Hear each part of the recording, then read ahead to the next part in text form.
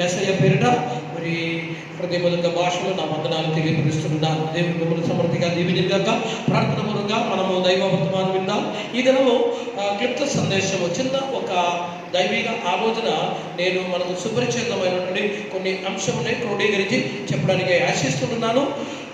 యెహోవా దేవుడు లేకపోతే యేసు ప్రభు వారు స్తోత్రం మన జీవితంలో చేసినటువంటి అద్భుతమైన కార్యములు స్తోత్రం. దేవుడు తన ప్రజలు ఏ విధంగా కాపాడుతున్నారు, ఏ విధంగా నడిపిస్తున్నారు అని మనము దేవుని వాక్యంలో అనేక సంఘటనల ద్వారా తెలుసుకుంటున్నాము. ఈ దినం మనం దేవుని పరిశుద్ధ గ్రంథంలో బైబిల్ పఠనంలో చదివినటువంటి వేద భాగంలో దానికి సారాంశమై దానికి సంబంధమై అనుబంధమై వచనాలు ఉన్నాయి స్తోత్రం. మనం చూస్తే ఆదికాండం 8వ అధ్యాయము దాని యొక్క ప్రథమ వచనము మనము వాక్యం మనం చదువుచుండగా స్తోత్రం చదువుదాం. దేవుడు నోవాహును అతనితో కూడా ఓడలో ఉన్న సమస్త జంతువులను సమస్త పశువులను జ్ఞాపకం చేసుకొనెను. దేవుడు భూమి మీద వాయువు విసరునట్లు చేయటం వలన నీళ్లు తగ్గిపోయేను. దేవునికి స్తోత్రం, హల్లెలూయా. అయితే ఇక్కడ మనం చదువుచుండగా మనకు అర్థమవుతుంది, యెహోవా దేవుడు నోవాహును అతనితో కూడా ఓడలున్న సమస్త జంతువులను సమస్త పశువులను జ్ఞాపకము చేసుకొనెను. దేవుడు భూమి మీద వాయువు విసరినట్లు చెయ్యటం వలన నీళ్లు తగ్గిపోయెను. మనకు చాలా పరిచయమైన వేద భాగము. నేను మీతో ఇక్కడ ఏమైందంటే, దేవుడు భూమి మీద వాయువు విసిరినట్లు చేయటం వలన నీళ్లు ఆగిపోయాను. దేవుడు భూమి మీద వాయువు విసిరినట్లు చేయటం వలన నీళ్లు ఆగిపోయాను. దేవుడు తన ప్రజలైనటువంటి నోవాహును కుటుంబమును తనతో పాటు ఓడలో ఉన్న వారందరినీ సంరక్షించడకు విడిపించడానికి దేవుడు చేసేది ఏమనగా, మరి జ్ఞాపకం చేసిన తర్వాత భూమి మీద వాయువు విసిరినట్లు చేయించుండగా స్తోత్రం. వాయువు విసిరినట్లు చేయించుండగా, గాలి అని మనము నాటు భాషలో చెబుతున్నాము, విండ్ స్తోత్రం. అంటే దేవుని యొక్క ధన నిధులను దేవుడు ఒక వాయువు లేకపోతే ఒక గాలిని విసిరినట్లు చేయగా దేవుని స్తోత్రం. కాబట్టి మనం ఈ దినము దేవుని గాలి లేకపోతే ద డివైన్ విండ్ స్తోత్రం ఆ అంశం గురించి కొన్ని మాటలు మనం కలిసి ధ్యానం చేద్దాం స్తోత్రం. దేవుని పరిశుద్ధ గ్రంథంలో మనం చూచుచుండగా గాలి అని చెప్పుచుండగా మనకందరికి వెంటనే అది కొంచెం భయమో లేకపోతే వ్యతిరేకమో లేకపోతే ఆటంకమో సమస్యలో ఇవన్నీ జ్ఞాపకం వస్తుంది. దేవుని వాక్యములు అలాగే ఉంటుంది కూడా. ఏమనగా యేసు ప్రభు వారి యొక్క పరిచర్య వేళలో శిష్యులతో పాటు వారు వెళుచుండగా వారు గాలి ఎదురైనందున లేకపోతే గాలి వ్యతిరేకమైనందున అని మనం చదువుతాం. ప్రతికూలమైన గాలి అని మనం దానికి ఒక పేరు పెడుతుంటున్నాం. ప్రతికూలమైనటువంటి పరిస్థితిలో అలాగే మన అపోస్తలుల కార్యం చదివితే ఊరకులోను అని గాలి వారికి వ్యతిరేకమై వేసిందని మనం చదువుతాం. ఈ విధంగా ఎక్కడ చూస్తే కూడా దేవుని బిడ్డలకు వారి యొక్క సమస్యలు వచ్చినప్పుడు, వారి యొక్క ప్రాబ్లమ్స్, వారి యొక్క డిఫరెంట్ కైండ్స్ ఆఫ్ ప్రాబ్లమ్స్ వచ్చినప్పుడు, లేకపోతే వారికి వ్యత్యస్తమైన సమస్యలు వచ్చినప్పుడు మనం దాన్ని ఏమైందంటే మొత్తానికి ఏమైందంటే ప్రతికూలమైన గాలి, ప్రతికూలమైన పరిస్థితి, ప్రతికూలమైన గాలి అని మనం చెబుతూ ఉన్నాము. కానీ నేను ఈ దినము ప్రతికూలమైన గాలి గురించి కాదు, అనుకూలమైన గాలి గురించి చెప్పడానికి ఆశిస్తున్నాను. ప్రైజ్ ది లార్డ్, హల్లెలూయా. నేను ఈ పరిశుద్ధ గ్రంథంలో గాలి వ్యతిరేకమైనందున, గాలి వారికి వ్యతిరేకమైనందుచేత వారికి ముందుకు సాగడానికి వీలు కాలేదు, లేదా ఆటంకమైనది చదువుతున్నాము. ఊరకులోను అని గాలి వచ్చినప్పుడు వారు తారుమారైన మనం చదువుతున్నాం. కానీ ఈ దినము ఈ చిన్న సందేశం ద్వారా నేను మీతో వ్యతిరేకమైన ప్రతికూలమైన గాలి గురించి కాదు, అనుకూలమైన, నాకు మీకు అనుకూలమైన గాలిని కూడా దేవుడు పంపిస్తున్నారు అని ఆ వాక్యమును ఆ విషయం గురించి చెప్పడానికి నేను ప్రభువును ఆశిస్తున్నాను. ప్రైజ్ ది లార్డ్, హల్లెలూయా. దేవునికి స్తోత్రం. దేవుని ప్రజలారా, మన ప్రభువు ఏం చేస్తున్నారంటే, దేవుని బిడ్డలారా మనకు వ్యతిరేకమై అపవాదిక సాతానుడు ప్రతికూలం కలిగి చేస్తే పరలోకమున దేవుడు మనకు అనుకూలం కలిగి చేస్తారు. ప్రైజ్ ది లార్డ్, హల్లెలూయా. ఈ దినము ఈ ఉదయకాలం ఈ ఆరాధనలు కూడా ఈ వాక్యం వింటే కూడా బహుశా మీ జీవితంలో, మీ వ్యక్తిగత జీవితంలో, కుటుంబంలో ప్రతికూల పరిస్థితి అపవాది యొక్క సాతానుడు పంపించిన కూడా దాని అవతల స్తోత్రం తెలుసుకోవాలి. ఒక అనుకూలమైన గాలి దేవుడు మీకు అనుగ్రహిస్తున్నాడు. దేవుని ఎదురు నుంచి మీకు అనుకూలమైన దినములనే స్తోత్రం కలుగుతుందని మనం తెలుసుకోవాలి. ఈ దినము వాతావరణం అందయు, పరిస్థితి అందయు, దేశం అందయు మనకు సంబంధమైన అన్ని ప్రతికూలమైనప్పటికీ దేవుడు స్తోత్రం మనకు అనుకూలం అనుగ్రహిస్తే దేవుడు. కాబట్టి దేవుని ధన నిధుల నుండి, దేవుని కోశం నుండి అనుకూలమైన ఒక గాలి స్తోత్రం తప్పనిసరిగా మన జీవితంలో ఈ దినములలో కలగవలసి ఉంటుంది. 8:1 ఆదికాండంలో మనం చదువు వాక్యం. కమాండ్ మళ్ళొకసారి చదువుదామట. దేవుడు నోవాహును అతనితో కూడా ఓడలో ఉన్న సమస్త జంతువులను సమస్త పశువులను జ్ఞాపకము చేసుకొనెను. దేవుడు భూమి మీద వాయువు విసిరినట్లు చేయడం వలన నీళ్లు తగ్గిపోయిన. దేవుడు భూమి మీద వాయువు విసిరినట్లు చేయడం వలన నీళ్లు తగ్గిపోయాను. దేవుడు భూమి మీద వాయువు విసిరినట్లు చేయడం వలన నీళ్లు తగ్గిపోయాను. స్తోత్రం. ఒకటి మనం తెలుసుకోవాలి, ఎందుకు దేవుడు ఇంతకుముందు ఎప్పుడు కూడా లేని ఈ విధముగా ఒక కార్యం చేశారు, లేకపోతే ఒక సంఘటన ఒక కార్యం ప్రభు వారు పూనుకున్నారంటే దేవుడు నోహాను అతనితో కూడా ఓడలున్న సమస్త జంతువులను సమస్త పశువులను జ్ఞాపకము చేసుకొనెను. దేవుడు నోహాను జ్ఞాపకం చేసుకొనెను.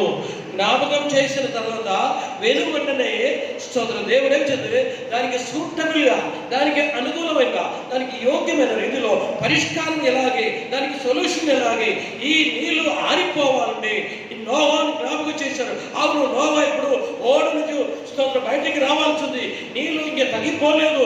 దేవుని లెక్క ప్రకారము వర్షము అంటే జలప్రలయం అయిపోయింది, సమస్తము అంటే నశించిపోయి ఉన్నాయి. ఇంక ఇప్పుడు ఏమైందంటే స్తోత్రం నోవా బయటికి రావాలి. దేవుడు ఏం చేశారు, నోవాను జ్ఞాపకం చేసిన తర్వాత ఆ పరిస్థితికి ఏది అనుకూలమైనటువంటి కార్యమో దేవునికి స్తోత్రం, ఆ ప్రకారం దేవుడు అక్కడ కార్యం చేసినట్టు మనం చదువుతున్నాం. ఇదే ప్రకారము నేను ఈ యొక్క అంశం గురించి చెప్పుతుండగా రెండవ విషయము ఎర్ర సముద్రం పాయలు చేయడానికి దేవుడు ఒక గాలిని పంపించిన మనము నిర్గమకాండంలో చదువుతున్నాం. మనం వెనకాల అక్కడికి ఉందా, ఇప్పుడు కాదండి, అక్కడికి తర్వాత ఉందా. అయితే ఎర్ర సముద్రం పాలు చేయడానికి ఏమైందంటే దేవుడు అక్కడ కూడా ఒక గాలిని పంపించినట్టు మనం చదువుతున్నాము. ఊరేళ్ళు పంపించడానికి దేవుడు బలమైన గాలిని పంపించినట్టు మనం చదువుతున్నాం. తర్వాత దైవ భక్తుడైన ఏలియా అనే స్తోత్రం అంటే ఆకాశంలోనికి దాన్ని కొనిపోవడానికి దేవుడు ఒక సుడి గాలిని పంపించినట్టు మనం చదువుతుంటున్నాం. ఈ విధముగా మనం దేవుడి వాక్యంలో చదువుతుండగా ఇక్కడ నోవాను జ్ఞాపకం చేసిన తర్వాత మిగతా చోట్ల ఉన్న ప్రకారం కాదు, దానికి పర్పస్లీ ఆ నీళ్లు ఇంగిపోవడానికి లేకపోతే ఆరిపోవడానికి అనుకూలమైన రీతిలో దైవీకమైన గాలి లేకపోతే వాయువు దేవుడు విస్తరింప చేస్తుందని స్తోత్రం దేవుని పరిశుద్ధ గ్రంథములో మనం చదువుతాం. నేను మీతో చెప్పినగా నేటి దినము ఈ ప్రసన్న కండిషన్ లో మీకున్న పరిష్కారం ఏదో అది దేవుడు మనకు అనుగ్రహిస్తారు. ఎవరికో ఏదో చేసే ప్రకారం కాదు, మీరు సపరేట్ గా ప్రత్యేకంగా మీ పరిస్థితికి లేకపోతే మీ సమస్యలకు ఏది పరిష్కారమో దేవుడు అది చేస్తారు. సుడిగాలి కాదు ఇక్కడ పంపించింది. సుడిగాలి ఎందుకు? ఏలియాను పరలోకములోనికి ఎత్తుకొని పోవడానికి దేవుడు సుడిగాలిని పంపించింది. ఒకవేళ సుడిగాలిని ఇక్కడ పంపిస్తే కాదు, దేవుడు అందువలన ఏం చేశారంటే భూమి మీద వాయువు విసిరినట్టు చేయటం వలన నీళ్లు తగ్గిపోయాడు. స్తోత్రం అనగా దేవుడు ఆ సూటబుల్ అంటే యోగ్యమైన సరి అయిన రీతిలో అక్కడ తన ధనను గురించి గాలిని పంపించినట్టు మనం చదువుతాం. ఎవరు కొరకాయ స్తోత్రం. ఇక్కడ మనం చూస్తే మనకు నిసందేహం తెలుస్తూ నోవాహు కొరకాయ, నోవాహుతో పాటు ఉన్నట్టు ఓడలు ఉన్న వారి కొరకాయ స్తోత్రం.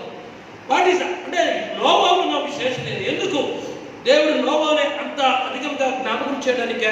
దేవుడు నోవాహును అతనితో కూడా ఓడలో ఉన్న సమస్త జంతువులను సమస్త పశువులను జ్ఞాపకం చేసుకొనెను. ఈ దినము మనం సేవించే దేవుడు స్తోత్రం, మనం ఆరాధించే పూజించే మనము వెంబడించే దేవుడి యొక్క గొప్ప కార్యమేమనగా స్తోత్రం దేవుడు మనల్ని జ్ఞాపకం చేసే దేవుడు. మర్చిపోకు దేవుని బిడ్డల, దేవుని బిడ్డలనే దేవుడు ఎల్లప్పుడూ జ్ఞాపకం చేస్తున్నారు. స్తోత్రం అంటే లోకానుసారం జీవిస్తూ అంటే దైవ వాక్యముతో దైవ ఆత్మతో సంబంధం లేకుండా ఇష్టానుసారము చేష్టాకోష్ఠలు చేస్తూ జీవించేవారు కాదు. దేవుని వాక్యం అనుసరించి దేవుని చిత్తం అనుసరించి దేవుని భయపడి దైవిక కార్యంలో విశ్వసించిన నోవాను దేవుడు జ్ఞాపకం చేసుకుంటున్నాడు.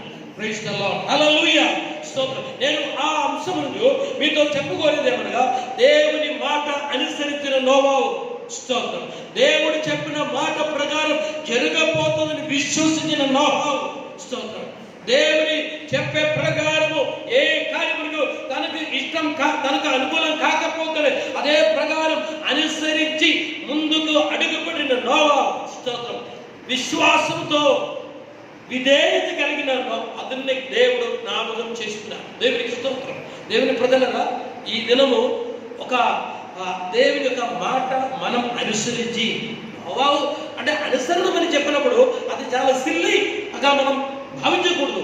దేవుడు ఏమంటున్నారు, నీవు ఒక వర్షం జలప్రలయం రాబోతుంది, ఓడ చేయాలి ఇత్యాది విషయాలు. అప్పుడు వరకు వర్షం లేదండి. ఆ కాలం వరకు అనగా మరి మానవుడిగా ఉత్పత్తిగా ప్రథమ మొదలుకొని 10 తరము అనేటువంటి నోవా వరకు వర్షం లేదు. వర్షం అంటే అది లేదు. దేవుడు ఏమంటే వర్షం కురిగిపోతుందని స్తోత్రం. దేవుడు ఏది చెప్పిందో అది పూర్తిగా నోవా విశ్వసించాడు.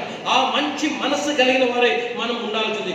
దేవుడు చెప్పే మాటలు మనం నమ్మాలి, విశ్వసించాల్సి ఉంది. స్తోత్రం. విశ్వాసం అది మనకు చాలా ఎంతో దేవుడు నోవా అది పూర్తిగా విశ్వసించాడు. అప్పటి వరకు దాని వర్షం చూడలేదు, వర్షం గురించి దేవుడు చెప్పలేదు. కానీ దేవుడు చెప్పాడు. మనుషులు చెప్పే మాటల కంటే దేవుడు చెప్పిన మాటలు దేవుని బిడ్డలారా మనం విశ్వసించాల్సి ఉంది. స్తోత్రం. నోవా విశ్వసించాడు. దేవుడు చెప్పాడు, నీవు ఇదిగో మరి ఓడ చేయాలని దేవుడు చెప్పే ప్రకారం తాను ఓడ చేశారు. తెలుసా స్తోత్రం. మనకి ఇవన్నీ తెలిసిన విషయమే కదా. తర్వాత ఏమైందండి, మనము మళ్ళా ముందుకు కొంచెం వెనక్కి మనం చూస్తేమంటే నోవా ఓడలోనికి ప్రవేశించారు. ఓడలోనికి ప్రవేశించి దేవుడు చెప్పిన ప్రకారం ఓడలోనికి ప్రవేశించిన తర్వాత దేవుని మాట ఏంటిది, నీ ఓడ కట్టుము, ఓడ తయారు చేయము. ఓడ తయారు చేసిన తర్వాత సమస్త జంతువులను పశువులను దానిలోనికి ప్రవేశింపజేసి నేను వర్షం కురిపింపబోతున్నాయి. ఓడలోనికి దాన్ని ప్రవేశించిన తర్వాత దేవుడు తలుపు వేశారు. తలుపు వేసిన తర్వాత మన లెక్క ప్రకారం ఏంటంటే అప్పుడే వర్షం కురవాల్సింది. కానీ అక్కడ మనం చూస్తే పెద్ద వర్షము. నోవా కూడా మనసులో చాలా ఆలోచన కలిగింది. ఇప్పుడు చాలా ఉరుములతో చాలా మెరుపులతో చాలా పెద్ద వర్షం వస్తుంది. కానీ స్తోత్రం, మనం దేవుని వాక్యములు చూస్తే ఆఫ్టర్ 7 days 7 దినములైన తర్వాత వర్షం. మొదటి రోజు లేకపోతే 2వ రోజు 3వ రోజు వర్షం దేవుడు చెప్పిన ప్రకారం కురవలేదు. నోవా ఎక్కడున్నాడు, తన వారి తన పిల్లలతో పాటు ఓడలున్నాడు. సమస్త జంతువులు ఓడలున్నారు. బయట కూడా మనుషులు ఉన్నారు. రకరకాల బయట ఉన్నటువంటి మనుషులు రకరకాల మాటలు చెబుతున్నారు. ఓడ చేసినప్పుడే రకరకాల మాటలు, ఎన్నో నిందలు, లేకపోతే అలాంటి మాటలు ధర వినబడుతుంది. స్తోత్రం. దాని మీద వర్షం కొరక ఎదురు చూస్తున్నారు. మనకు తెలుసు కదా దేవుని ప్రజలరా, మొదటి రోజు 2వ రోజు 3వ రోజు కాలేదు. కానీ ఆఫ్టర్ 7 days 7 దినములైన తర్వాత వర్షం కురవడం జరిగింది. అప్పుడు వరకు స్తోత్రం వర్షం కాలేదు కదా అని చెప్పి తలుపు తెరిచి బయటికి రాలేదు. స్తోత్రం. దేవుని యొక్క కార్యం కొరకు ఆశతో తను ఎదురు చూస్తున్నాడు. దేవుని ప్రజల స్తోత్రం. దేవుడు మీతో ఏది చెప్తే కూడా అది దేవుడు చేసి తీరుతాడు. స్తోత్రం. మాట తప్పని దేవుడు. నోవా ఇప్పుడు వరకు నీ వర్షం చూడలేదు కదా, చినుకులు కూడా చూడలేదు కదా, నేను ప్రచండ వర్షం కుమ్మరిపోతుందని చెప్పినప్పుడు దేవుడు చెప్పిన మాట కన్ను మూసుకుని గుడ్డివాడుగా తాను అనుసరించాడు. ఓడగట్టాడు, ఓడలోనికి ప్రవేశించాడు. దేవుడు తలుపు వేశాడు, వర్షం కురవలేదు. స్తోత్రం. తాను నిరాశపడలేదు. తన స్తోత్రం ఆశతో ఎదురు చూస్తున్నారు, వేచి ఉంటున్నారు. దేవునికి స్తోత్రం. 7 దినములైన తర్వాత ప్రచండ వర్షం. దేవుడు ఆకాశపతికి తలుపులు, భూపతిలో భాగములను ఊటలు తెరిచి ప్రచండ వర్షం కురిపించాడు. దేవుని మాట వినిన వారు దేవుడు జ్ఞాపకం చేస్తున్నాడు. కష్టమైనప్పటికీ, ఇబ్బంది అయినప్పటికీ, కష్టమైనప్పటికీ, ఇబ్బంది అయినప్పటికీ, శోధన వేదన అయినప్పటికీ, ప్రియ దేవుని బిడ్డ, ఈ దేవుని వాక్యం అనుసరించిన వ్యక్తి అయితే ఒక సమయము నీవు నిర్ణాయకమైన సమయము, నీకు కష్టం, క్లేశం, దుఃఖం, వేదన వచ్చే సమయంలో దేవుడు మిమ్మల్ని మర్చిపోరు. దేవుడు జ్ఞాపకం చేస్తారు. ఈ దేవుని కొరకై నిలిచిన ఎడల దేవుడు నిన్ను జ్ఞాపకం చేస్తారు. నేను ఆ మాట చెప్పకూడదు. దేవుడు నోవాను జ్ఞాపకం చేశాడు. స్తోత్రం. దేవుని మాట అనుసరించిన, దేవుని మాటకి స్తోత్రం, దేవుని మాట ప్రకారం విశ్వసించిన ఆ నోవాను దేవుడు జ్ఞాపకం చేశారు. వై స్తోత్రం. దేవుని మాట అలాగే వేరే ఎవరు కూడా దేవుని మాట అలాగే అనుసరించలేదు. కేవలం వారికి ఎవరికి లేని పట్టింపు నోవాకు. దేవుని మాట అనుసరించాలి, దైవ చిత్తం చేయాలి. దేవుడు నాతో ఏది చెప్పారో అది చెయ్యాలి అని వేరే ఎవరికి అర్థం కావట్లేదు. నోవాకు చెవిలో దేవుడు చెప్పిన మాటలు అది అనుసరిస్తున్నాడు, విశ్వాసంతో అనుసరిస్తున్నాడు. ఈ ఉదయకాలము ఈ సదస్సులలో దేవుని బిడ్డలారా, ఈ మాట దేవుని బిడ్డ చిన్నదో పెద్దదో ఏదైనా దేవుడు నీతో చెప్పిన మాటలు ఎంతవరకు నీవు విధేయత కలిగి ఉంటున్నావు. ఎంతవరకు మీరు దానికి అనుసరణ కలిగి ఉంటున్నారు? స్తోత్రం. దేవుడు నోవాహును జ్ఞాపకం చేశారు. తర్వాత ఏమిటంటే వాయువు విసరించట్లో, భూమి మీద దేవుడు వాయువు విసరించట్లే. పరలోకం యథార్థముగా అక్కడ మనం చూస్తే దేవుడు వాయువు విసర చేసినట్లే. స్తోత్రం. కాబట్టి మనము కిందకి మనం చదివితే దాన్ని 4వ ఒక్క కిందకి చదువుతామండి. 3, 4. అప్పుడు నీళ్లు భూమి మీద నుండి క్రమక్రమముగా తీసిపోవచ్చుండెను. 170 దినములైన తరువాత నీళ్లు తగ్గిపోగా 7వ నెల 17వ దినమున ఓడ అరారాతు కొండల మీద నిలిచెను. ఓడ అరారాతు కొండల మీద నిలిచెను అని మనం చదువుతున్నాం. స్తోత్రం. మనము 7వ అధ్యాయం 28వ వచనం చూద్దాం. 7:20 చూడమ్మా. 7:14 కమన్ అక్కడే నీళ్ళు పోకి చూడమ్మా. ఆ జల ప్రవాహము 40 దినములు భూమి మీద నుండగా జలములు విస్తరించి ఓడను తేల చేసినందున అది భూమి మీద నుండి పైకి లేచెను. జలములు భూమి మీద ప్రచండముగా ప్రబలి మిక్కిలి విస్తరించినప్పుడు ఓడ నీళ్ల మీద నడిచెను. ఆ వాక్యం ఎక్కడ చదువుతామా? 17:18. Very good, thank you. స్తోత్రం. అక్కడ మనం చదువుతుండగా మళ్ళొకసారి కూడా అందులో 17, 18, 19 మీరు దృష్టి పెట్టండి. ఆ జల ప్రవాహము 40 దినములు భూమి మీద ఉండగా జలములు విస్తరించి ఓడను తేల చేసినందున అది భూమి మీద నుండి పైకి లేచెను. భూమి మీద నుండి పైకి లేచెను. జలములు భూమి మీద ప్రచండముగా ప్రబలి మిక్కిలి విస్తరించినప్పుడు ఓడ నీళ్ల మీద నడిచెను. ఓడ నీళ్ల మీద నడిచెను అనగా ఇంకే మనం చూస్తే ఏంటంటే ఆ ఓడ నీళ్ళ మీదే యథార్థంగా సిస్టమేటిక్ లో నడవడం కాదు, ఆ వర్షంలో ఆ జల ప్రవాహంలో అటు ఇటు కొట్టుకొని పోవడము, లేకపోతే అది చాలా ఆడి చాలా బల అంటే దాని యొక్క గతి తారుమారాయ పరిస్థితి అక్కడే మనం చూస్తున్నాం.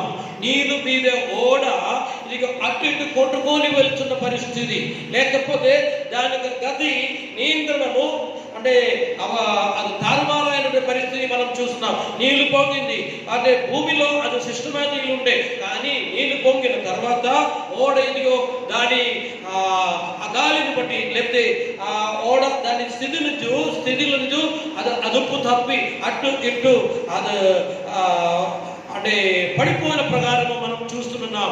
ఓకే, మీకు అర్థమై ఉండొచ్చు నా ఉద్దేశము. దేవునికి స్తోత్రం. నేను మీతో చెప్పే కోరుతాను కనుక ఎందుకు 7వ అధ్యాయము 17, 18 వచనాల్లో మనం చూస్తే ఓడ పరిస్థితి అలాగే కాదు. దేవుడు చెప్పిన ప్రకారం ఓడ కట్టారు, దేవుడు పంపిన వర్షం వచ్చింది. ఇప్పుడు ఓడ దాని నీళ్ళు పైకి వచ్చిన తర్వాత దాని స్టెప్స్ లేకపోతే దాని అడుగు లేకపోతే దాని యొక్క పరిస్థితి దాని యొక్క ముందున్నటువంటి గమనము చాలా ప్రమాదకరమైన. స్తోత్రం. ఏమాత్రము అంటే అలజడులు, డిస్టర్బెన్స్, చాలా ఆటంకములు. స్తోత్రం. ఓడ లోపల చూడండి, వాటర్లో నీళ్ళు ఓడ సంచరించుతుండగా ఓడ లోపల ఉన్నవారు చాలా ఆందోళన కలుగుతుంది. ఇది పడిపోతుందా లేకపోతే ఇది ఏమవుతుంది ఏం అర్థం కాని పరిస్థితిలో. ఎందుకంటే వారు ఎలాగే భూమిలో ఉన్నారో అదే ప్రకారం కాదు, వారి యొక్క అంచనలో అంటే అదుపు తప్పిపోతున్నాయి, తారుమారైపోతుంది, దాని స్థితిగతులు అన్ని మారిపోతున్నాయి. స్తోత్రం. కానీ అక్కడ మనం చూస్తే ఏమైంది మనం అక్కడ మనం 8వ అధ్యాయంలో 4వ వచనం మనం చదువుతుండగా 7వ నెల 17వ దినమున ఓడ అరారాతు కొండల మీద నిలిచెను. అరారాతు కొండల మీద నిలిచెను. దేవునికి స్తోత్రం. అంటే అరారాతు కొండల మీద ఓడను దేవుడు స్థిరపరిచాడు. దేవునికి స్తోత్రం. మరి చరిత్ర చెప్పుదేమనగా కొంత దూరము వెళితే మెడిటరేనియన్ సముద్రం అక్కడ ఉంటుంది. మెడిటరేనియన్ సముద్రం ఉంటుంది. కొద్ది దూరం అక్కడికి వెళితే బహుశా ఓడ కావాలంటే మెడిటరేనియన్ సముద్రంలో పడవలసి ఉన్నది. కానీ అంతగా మునుమే ఆ ప్రమాదం జరగక మునుమే నిన్నటి దినము ఓడ దగ్గర గది చాలా అతలాపుతలమైంది. అది చాలా తారుమారాయ పరిస్థితి, దిక్కు లేకుండా గది లేకుండా అటు కొట్టుకొని పోయిన పరిస్థితి ఉండే. కానీ దేవుడు భూమి మీద వాయువు విశ్రాంతి చేత ఆ ఓడ కనుక అవతలున్న సముద్రంలో కాదు, యువతులున్నటువంటి ప్రాంతములు కాదు, అరారాతు పర్వతం మీద దేవుడు దాన్ని స్థిరపరిచాడు. నేను మీతో చెప్పేదేమనగా దేవుని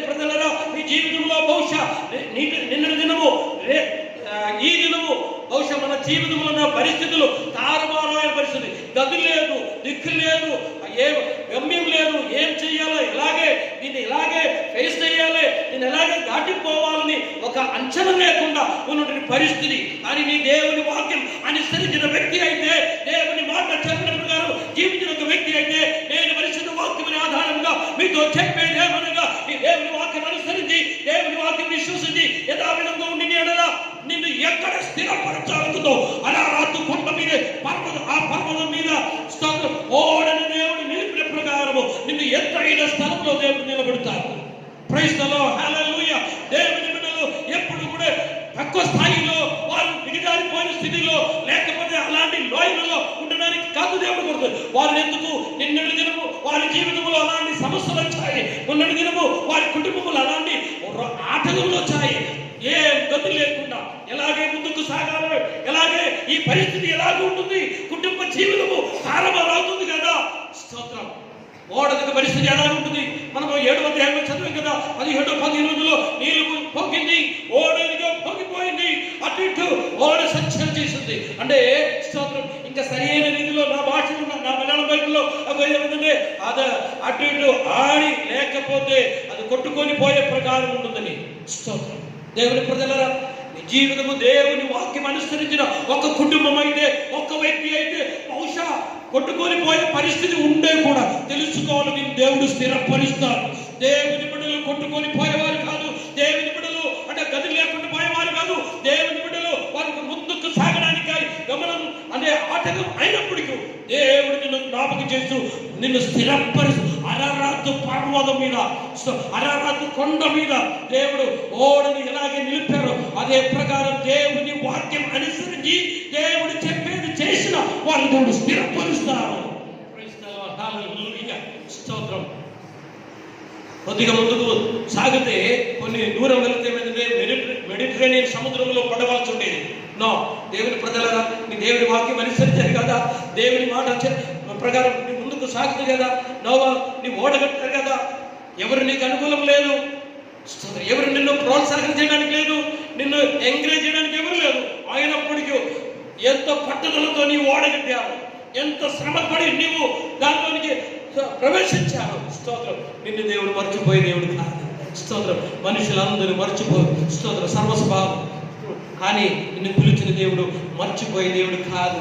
నిన్ను ఎప్పుడు జ్ఞాపకం చేయాలో అప్పుడు జ్ఞాపకం చేసిన తర్వాత సుడిగాలి చేత కాదు, నిన్ను స్థిరపరచడానికి దేవుని బహుకోసము నుంచి, దేవుని ధననిధి నుంచి దేవుడు తన గాలిని పంపి నిన్ను స్థిరపరుచున్నాడు. ప్రైజ్ ది లార్డ్, హల్లెలూయా. మన దేవుడు మనల్ని జ్ఞాపకం చేసే దేవుడు. ఇలా ఎంతమంది నమ్ముతున్నారు దేవుడు నన్ను జ్ఞాపకం చేస్తున్నారని? ప్రైజ్ ది లార్డ్, హల్లెలూయా. దేవుడు ఎవరిని జ్ఞాపకం చేస్తున్నారు? మీరు ఎక్కడ ఉంటున్నారో, ఏం చేస్తున్నారో, ఇవన్నీ దేవునికి జ్ఞాపకమే. స్తోత్రం. రోడ్డు గుండా దిక్కులు చూసి అటు ఇటు తిరిగే వారి గురించి కాదు, పేరు క్రైస్తవునిగా మంచి పేరు ఉండే కూడా, లేకపోతే అలాంటి పదవి ఉండే కూడా దైవ వాక్యం వినకుండా దిక్కులు చూసి, లేకపోతే అక్కడికి వెళ్ళి ఇక్కడ వెళ్ళి లేనిపోని అంటే కార్యములను చేస్తూ దైవ వాక్యముతో, దేవుని సంఘముతో, దేవుని సహవాసముతో, దేవుని ఆత్మతో ఎటువంటి సంబంధం లేని వాళ్ళే కాదు దేవుడికి జ్ఞాపకం చేసేది. స్తోత్రం. దేవుడు ఎవరిని జ్ఞాపకం చేస్తున్నారు? ఒక్క మాట నేను చెప్పబోతున్నాను.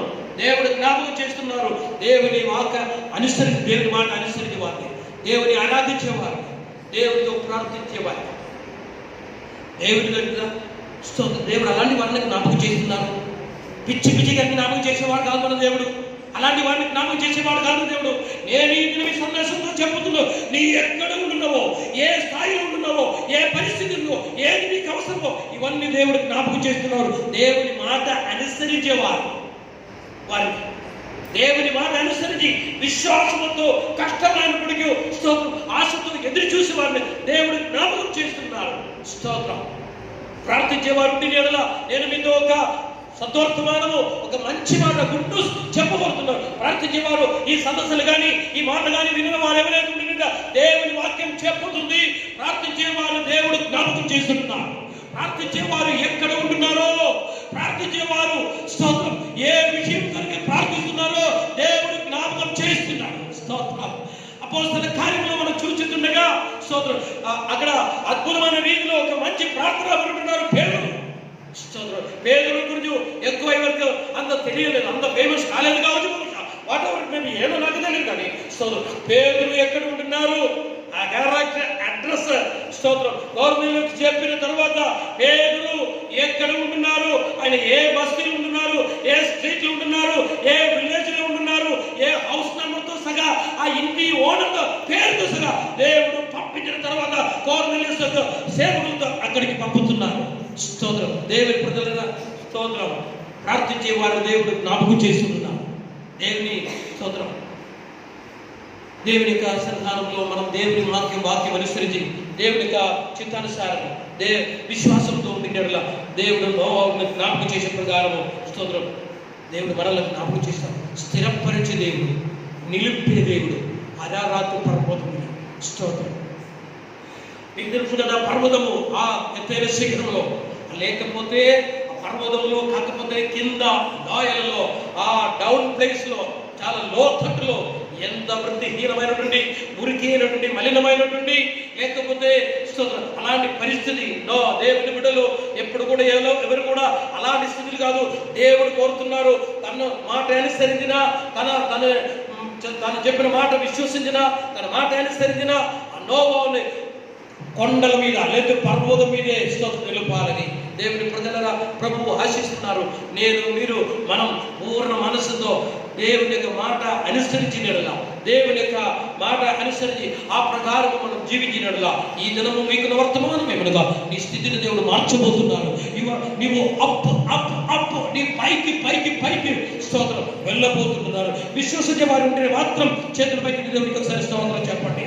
దేవుని మాట అనుసరించి దేవుని కూడా స్తోత్ర సమాజంలో సమూహంలో దేశంలో బంధువర్గం ఎదుట దేవుడు నిన్ను హెచ్చిస్తాడు. దేవుడు హెచ్చించిన తర్వాత నిన్ను స్థిరపరుస్తాడు. స్తోత్రం.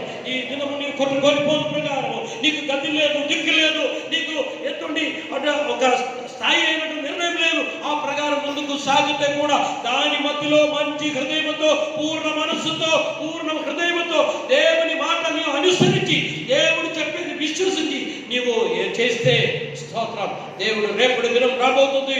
ఒక పర్వతం అరారాతు పర్వతంలో అరారాతు శిఖరంలో ఆ ఓడని దేవుడు నిలిపిన ప్రకారము దేవునికి స్తోత్రం. సమాజంలో సమూహంలో మీ బంధు వర్గం ఎదుట ఎంత ఎత్తైన స్థాయిలో నిన్ను ఆ స్థాయిలో నిన్ను నీ బిడ్డలని నీ కుటుంబస్తులు దేవుడు స్తోత్రం హెచ్చిస్తారు.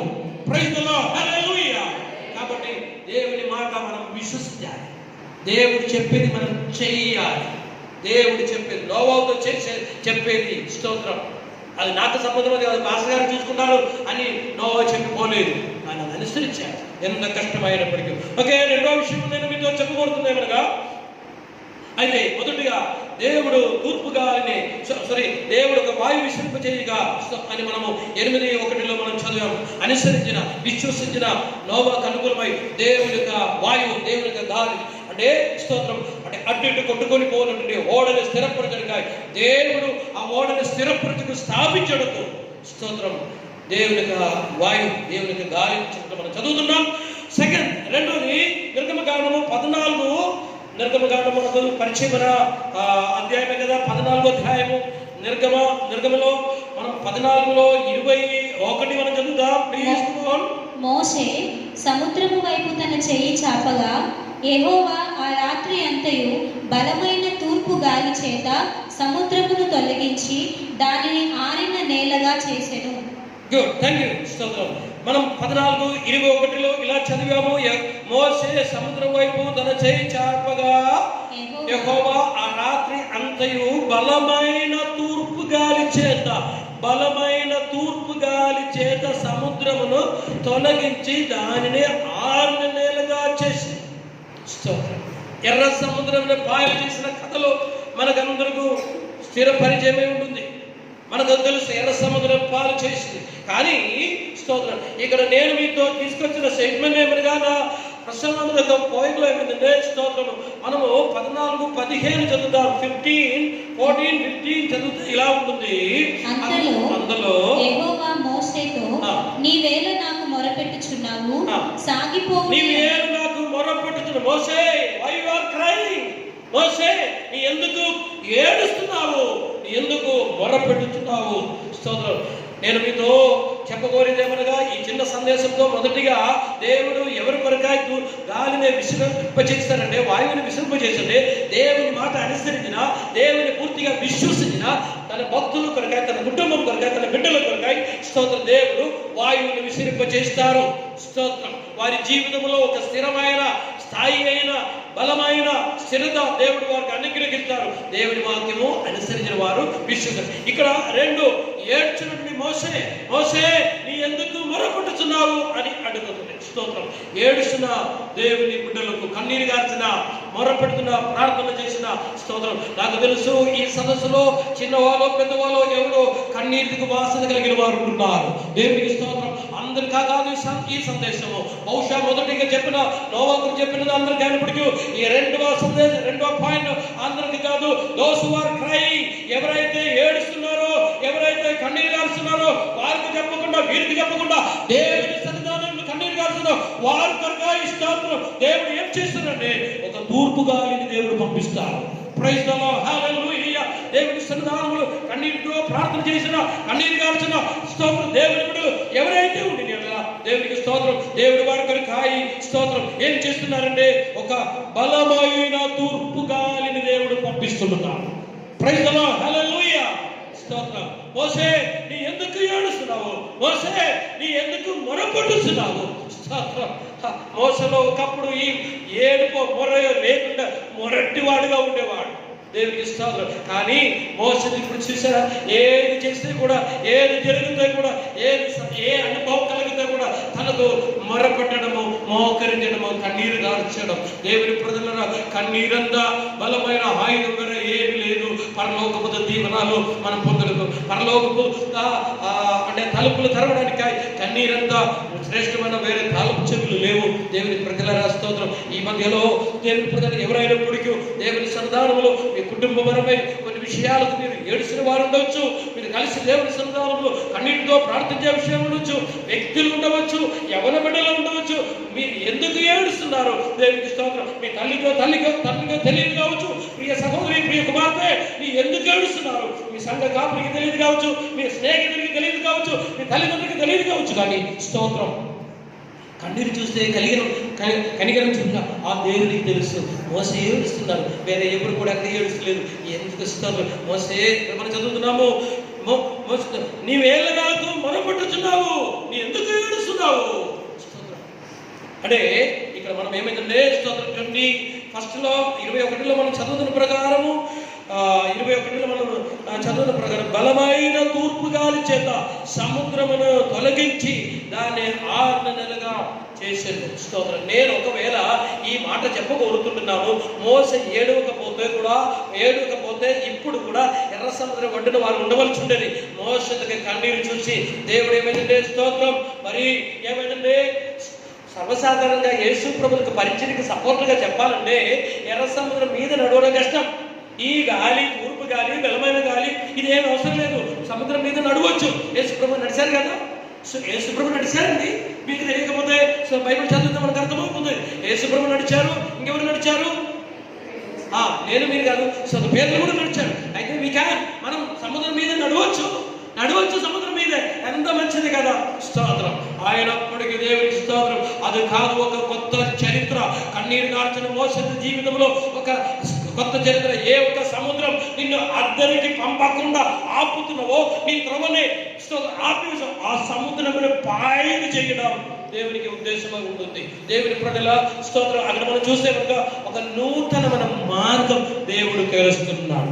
మార్గం లేదు, వెనకాల మరో సైన్యం వస్తున్నారు, ఏం చేయలేదు, తప్పించుకోవడానికి పోవడానికి వీలు లేదు, మార్గం లేదు. క్రైస్తవ జీవితంలో ఇది మనకు తరచుగా తడస్తించే కార్యం. దేవుని బిడ్డలు ప్రార్థించేవారు ఉండినలా, దైవ బిడ్డలు ఉండినలా, ఇది మీకు కొత్త చరిత్ర కాదు కావచ్చు. ఇది కంటిన్యూగా, ఇది మన జీవితంలో తరచుగా వచ్చే ఒక విషయంగా మనం భావించుకోవాలి. స్తోత్రం. ముందుకు సాగడానికాయి, ముందుకు వెళ్ళడానికాయి ఏమాత్రం ఛాన్స్ లేదు. స్తోత్రం. ఒక్క అడుగు పెట్టడానికి వీలు లేదు.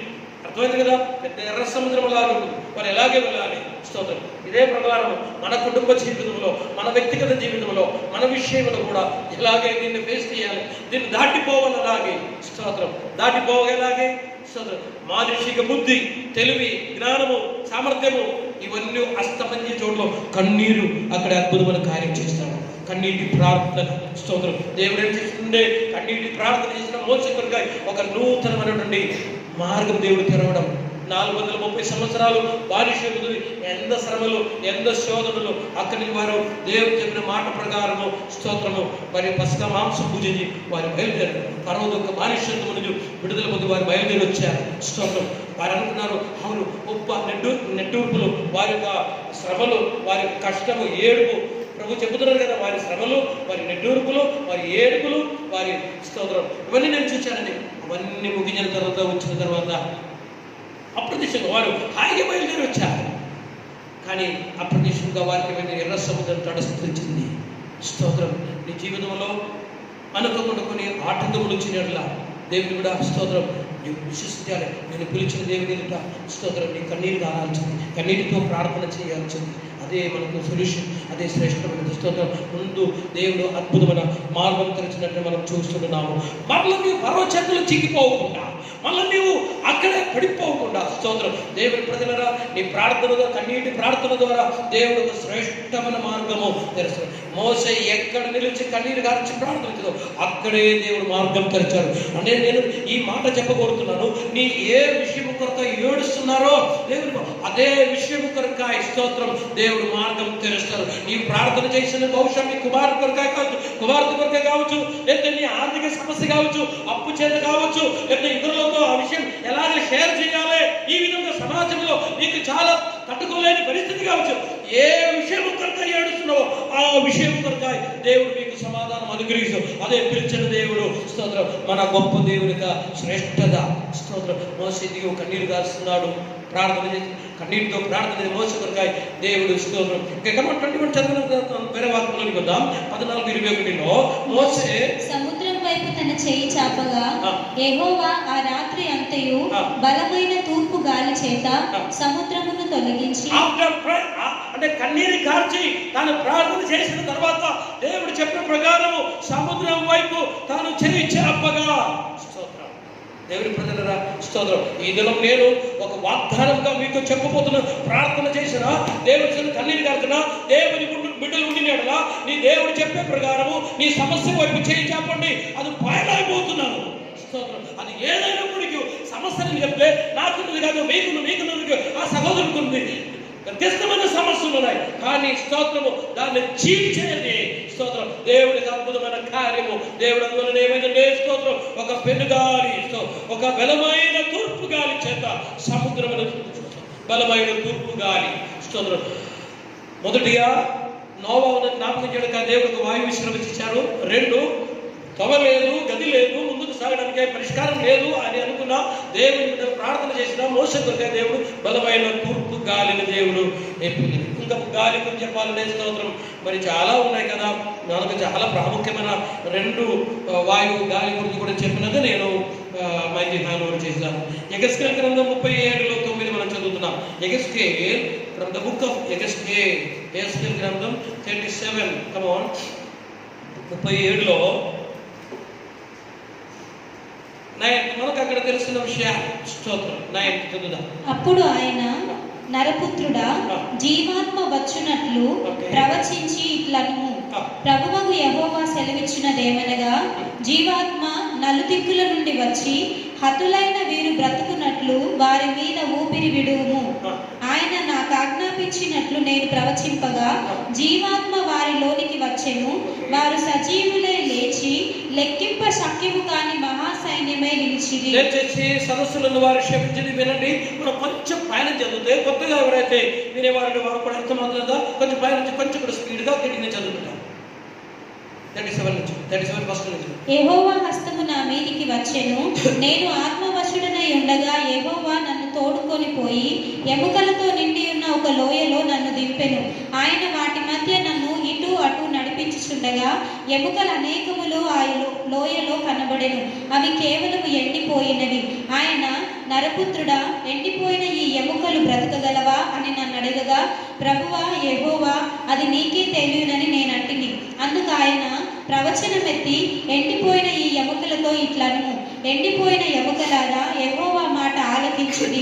ఈ ఎముకలకు ప్రభువైన యెహోవా సెలవిచ్చినదేమనగా, మీరు బ్రతుకున్నట్లు నేను మీలోనికి జీవాత్మను రప్పించుచున్నాను.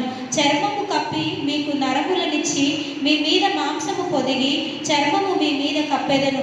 మీలో జీవాత్మనుంచగా మీరు బ్రతుకుదురు. అప్పుడు నేను యెహోవానై ఉన్నానని మీరు తెలుసుకొందురు. ఆయన నాకు ఇచ్చిన ఆజ్ఞ ప్రకారము నేను ప్రవచించుచుండగా గడగడమను ధ్వని ఒకటి పుట్టెను. అప్పుడు ఎముకలు ఒకదానితో ఒకటి కలుసుకొనెను. నేను చూచుచుండగా నరములను మాంసమును వాటి మీదికి వచ్చెను. వాటిపైన చర్మము కప్పెను. అయితే వాటిలో జీవాత్మ ఎంత మాత్రమును లేకపోయెను. అప్పుడు ఆయన, నరపుత్రుడా, జీవాత్మ వచ్చునట్లు ప్రవచించి ఇట్లనుము, ప్రభువు యెహోవా సెలవిచ్చినదేమనగా, జీవాత్మ నలుదిక్కుల నుండి వచ్చి హతులైన వీరు బ్రతుకున్నట్లు వారి మీద ఊపిరి విడువుము. ఆయన నాకు ఆజ్ఞాపించినట్లు నేను ప్రవచింపగా జీవాత్మ వారిలోనికి వచ్చెను. ఓకే, మనం ఇక్కడ చూద్దాం. ఆయన నాకు ఆజ్ఞాపించినట్లు నేను ప్రవచింపగా జీవాత్మ వారిలోనికి వచ్చెను. వారు సజీవులై లేచి లెక్కింప శక్యము కాని మహాసైన్యమై నిలిచిరి. ఇక్కడ కూడా మనము చూచుచుండగా, అంటే ఆ జీవాత్మగా వారు లేకపోతే అలాంటి ఒక సైన్యముగా వారు మారడానికి నలుదిక్కు నుంచి వారి మీదకి ఒక గాలి విసినట్లు మనము 7వ వచనం 8వ వచనంలో చూద్దాం. నేను చూచుచుండగా నరములను మాంసమును వాటి మీదికి వచ్చెను. 8 చదువుతున్నాను. వాటిపైన చర్మము కప్పెను. అయితే వాటిలో జీవాత్మ ఎంత మాత్రము లేకపోయెను. 9. అప్పుడు ఆయన, నరపుత్రుడా, జీవాత్మ వచ్చునట్లు ప్రవచించి ఇట్లనుము, ప్రభువగు యెహోవా సెలవిచ్చినదేమనగా, జీవాత్మ నలుదిక్కుల నుండి వచ్చి హతులైన వీరు బ్రతుకున్నట్లు వారి మీద ఊపిరి విడువుము. ఆయన నాకు ఆజ్ఞాపించినట్లు నేను ప్రవచింపగా జీవాత్మ వారిలోనికి వచ్చెను. వారు సజీవులై లేచి లెక్కింప శక్యము కాని. ఇక్కడ మనము చూస్తుండగా ఏమనగా, ఎండిపోయిన ఎముకలను లోయల్లో దైవ సేవకుడైన యెహెజ్కేలు నుండి ప్రవచనం చెబుతున్నాడు. ఓకే, ప్రవచనంలో తాను చెప్పే ప్రకారము అన్ని జరిగాయి. అంటే ఎండిపోయిన ఎముకలలో ఎముకలు ఒకటితో ఒక కలవడము, తర్వాత మాంసము, నరాలు, చర్మము ఇవన్నీ సమకూర్చడము, ఇదన్నీ ఫామ్ కావడం జరిగింది. కానీ వాటిలో జీవాత్మ లేకుండా ఇదని మనం చదువుతుంటున్నాము. అక్కడ మనం చూస్తుండగా స్తోత్రం జీవాత్మ అయితే వాటిలో జీవాత్మ ఎంత మాత్రమును లేకపోయేను. అప్పుడు ఆయన, నరపుత్రుడా, జీవాత్మ వచ్చినట్లు ప్రవచించి ఇట్లనుము,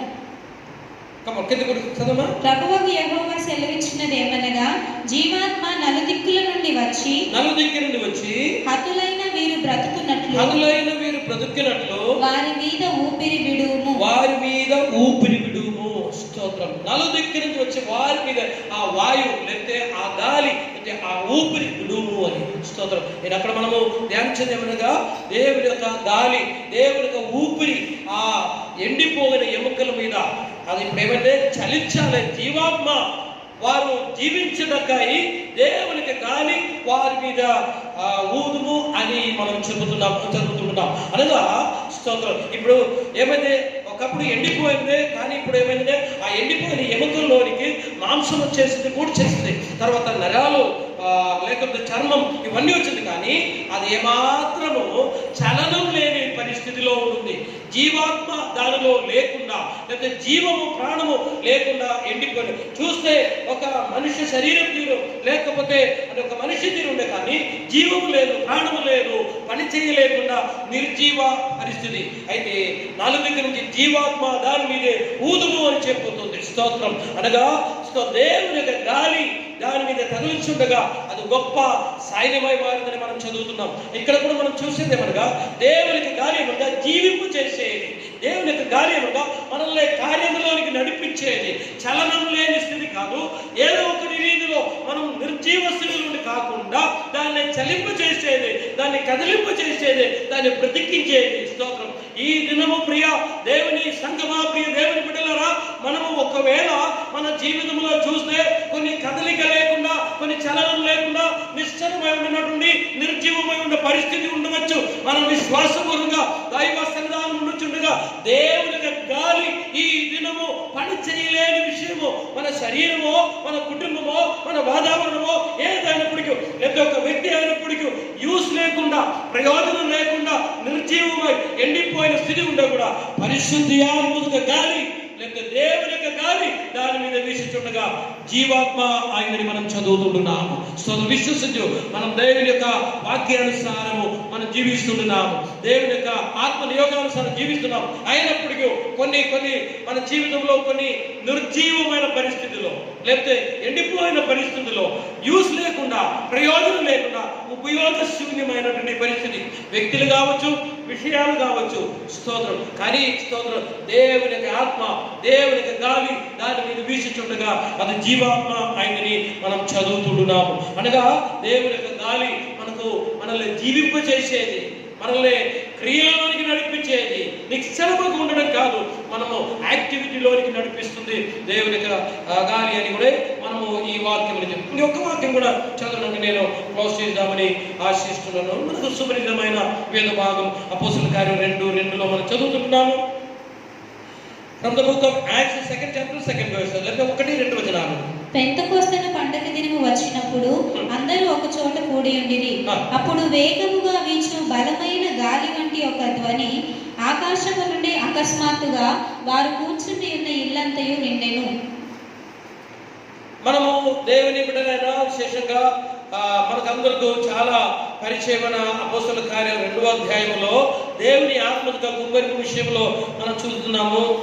అప్పుడు వేగంగా వీచు బలమైన గాలి వంటి యొక్క ధ్వని ఆకాశం నుండి అకస్మాత్తుగా వారు కూర్చున్న ఇల్లందు నిండేను. ఇక్కడ మనం చూస్తే పెంతెకొస్తు దినములో స్తోత్రం అక్కడ దేవుడు పంపించినటువంటి పరిశుద్ధ ఆత్మ ఆ గాలి కొంచెం మనం చూస్తున్నాము. స్తోత్రం.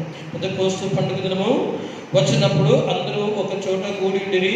అప్పుడు వేగంగా వీచు బలమైన గాలి వంటి యొక్క ధ్వని ఆకాశం నుండి అకస్మాత్తుగా అని మనం చదువుతున్నాము. స్తోత్రం. ఇది పరిశుద్ధి ఆత్మకు నిస్సందేహం చెప్పగలము. ఇది కేవలం పరిశుద్ధి ఆత్మ ఆ గాలి అని మనం చూస్తున్నాము. పరిశుద్ధి ఆత్మ గాలి. స్తోత్రం. జరిగిన సంఘటన మనకు తెలుసు కదా. అక్కడ మనము ఈ 2వ అధ్యాయం చూస్తే సంఘముల జన్మదినం, అంటే సంఘముల జన్మదినమై 2వ అధ్యాయం అపోస్తలుల కార్యం మనం చూస్తున్నాం. ఆ దినము సంఘము ప్రారంభమైంది, సంఘము జన్మించిన జన్మదినము సంఘము దగ్గర. అనగా యేసు ప్రభు వారి సంఘము గురించి తన పరిచయం చెప్పారు. నేను నా సంఘమును కట్టేదనని మనం ఎక్కడ చదువుతున్నాము?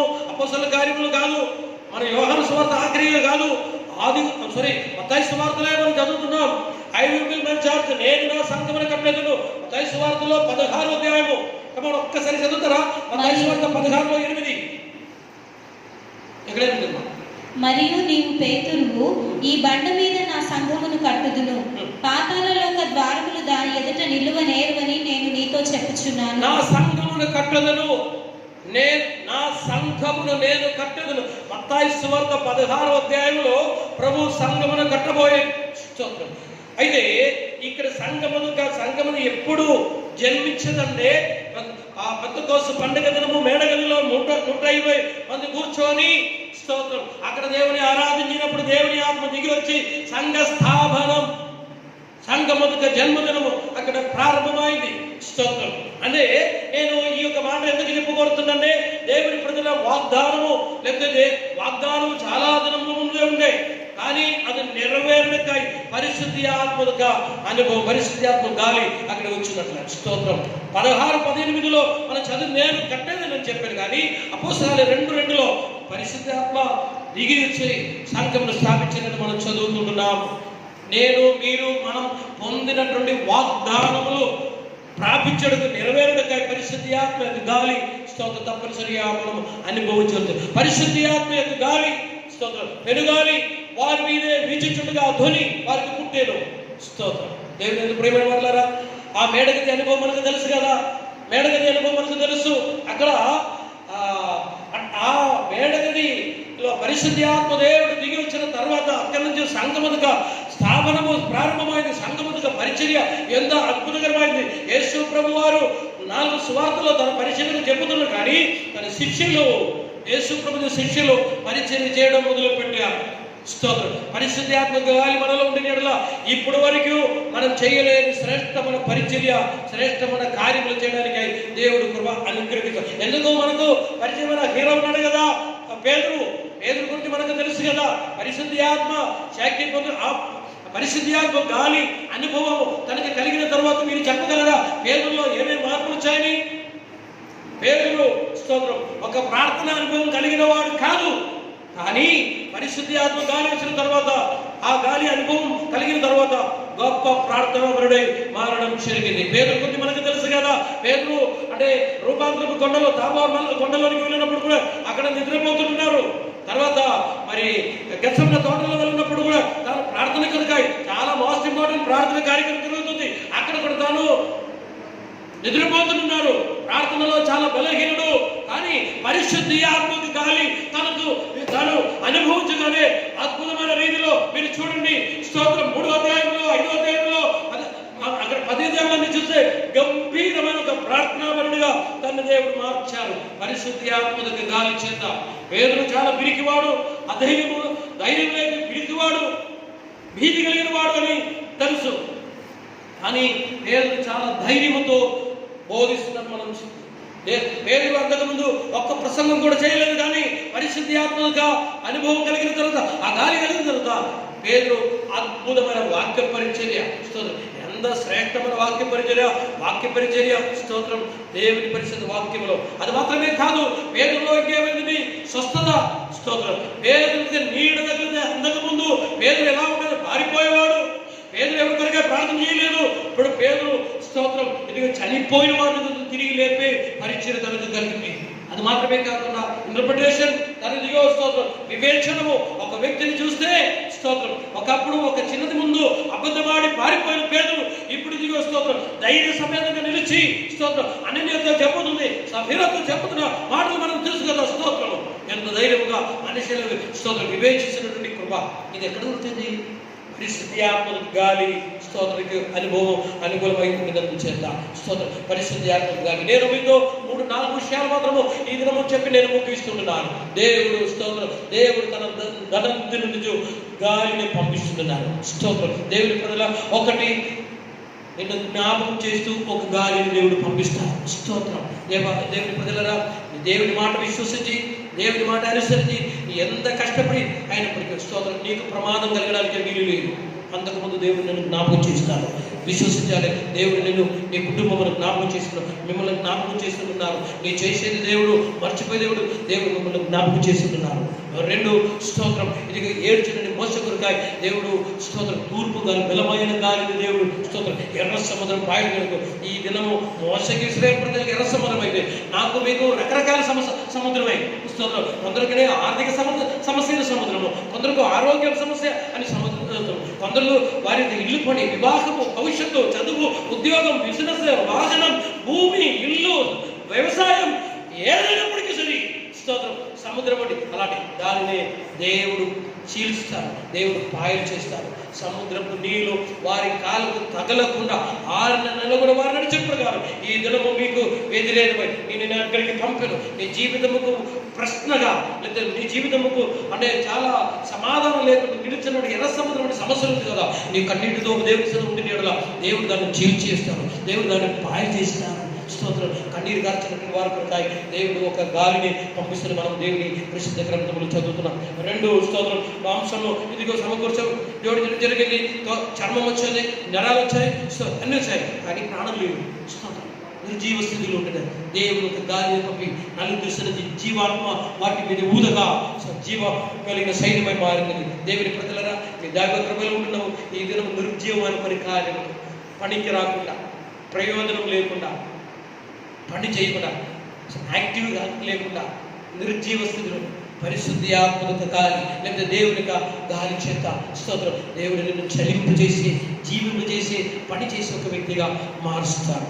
పెంతెకొస్తు దినము ఆ బలమైన గాలి నుండి తొలగిన ప్రకారము స్తోత్రం పరిశుద్ధి ఆత్మ డైరెక్ట్ పరిశుద్ధి ఆత్మ డీలింగ్. స్తోత్రం. నీ భయం నుంచి, నీ భీతి నుంచి, నీ అంటే బలహీనతను విడిపించి శక్తివంతమైన ఒక వ్యక్తిగా మార్చడానికై పరిశుద్ధి ఆత్మ కార్యం. స్తోత్రం. ఈ 4 కార్యాలు తప్పనిసరిగా మన జీవితంలో అనువర్తంగా కావాల్సింది. రండి మనం దేవుని మాట అనుసరిద్దాం, దేవుడు చెప్పేది మనం చేద్దాం, దేవుడి ప్రార్థన చేద్దాం, దేవుని యొక్క చిత్తానుసారం మనం ముందుకు సాగి వెళ్ళాం. తప్పనిసరిగా స్తోత్రం. ఈ జీవనాలు స్తోత్రం ఎప్పుడు కాదు, ఈ దినం మొదలుకొని మనం ప్రార్థించడానికై శ్రమని మర్చిపోకూడదు.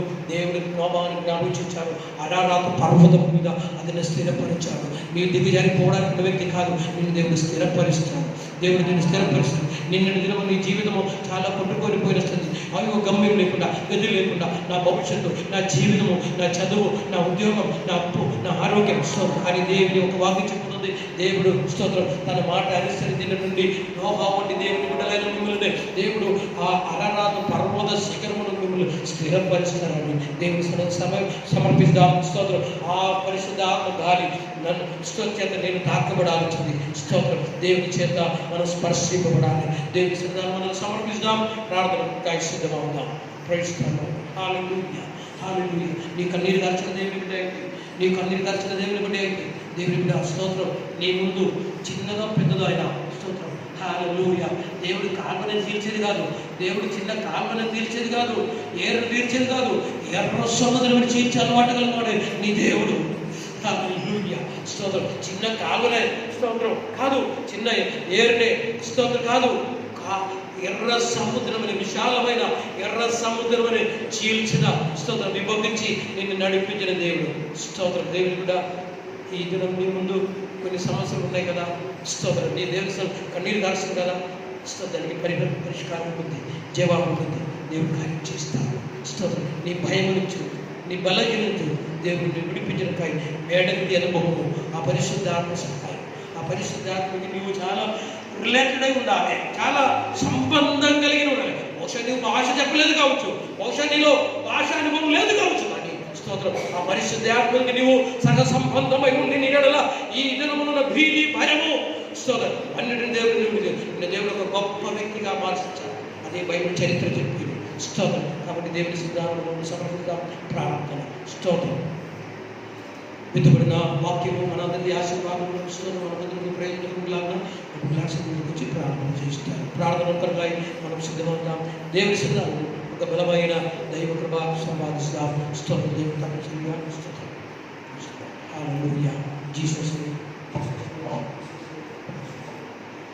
స్తోత్రం. మహాపరిశుద్ధుడ, ప్రేమ కలిగిన దేవ, కృపాల తండ్రి, ఈ పరిశుద్ధ నామానికి ఘనమైన నామానికి స్తోత్రములు చెల్లిస్తున్నాం ప్రభా. నేను మాట్లాడే ప్రతి మాటలు బట్టి వందనములు చెల్లిస్తున్నాం ప్రభా.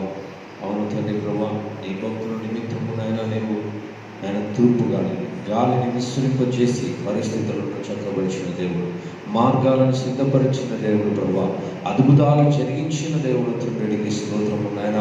అయా నీ భక్తుల పక్షముగా నాయన నీ గాలిని విస్తరింపజేసేసి నాయన అనేకమైన ఆశ్చర్య కార్యములు, అద్భుత కార్యములను జరిగించి అర్థంగా నీకు వందనాలు చెల్లిస్తున్నాం తండ్రి. నాయననికి స్తోత్రం. ఈ దినాల్లో ప్రభా మా ప్రతి పరిస్థితుల్లో కూడా నాయనానికి స్తోత్రం. నీ గాలిని విస్తరింపజేస్తున్నందుకు స్తోత్రం. దైవాన్ని దాసుల ద్వారా మాట్లాడిన ప్రతి మాటలు బట్టి స్తోత్రం. ఇది నాయన మనందరికీ దీవెనకరంగా, ఆశీర్వాదకరంగా, ఈ మాటలు ప్రతి ఒక్కరికి ఆదరణకరంగా దయచేసి ప్రతి ఒక్కరిని దీవించి ఆశీర్వదించమని నామం స్తుతిస్తూ యేసుక్రీస్తు నామమున ప్రార్థించి వేడుకుంటున్నాం తండ్రి. హల్లెలూయా.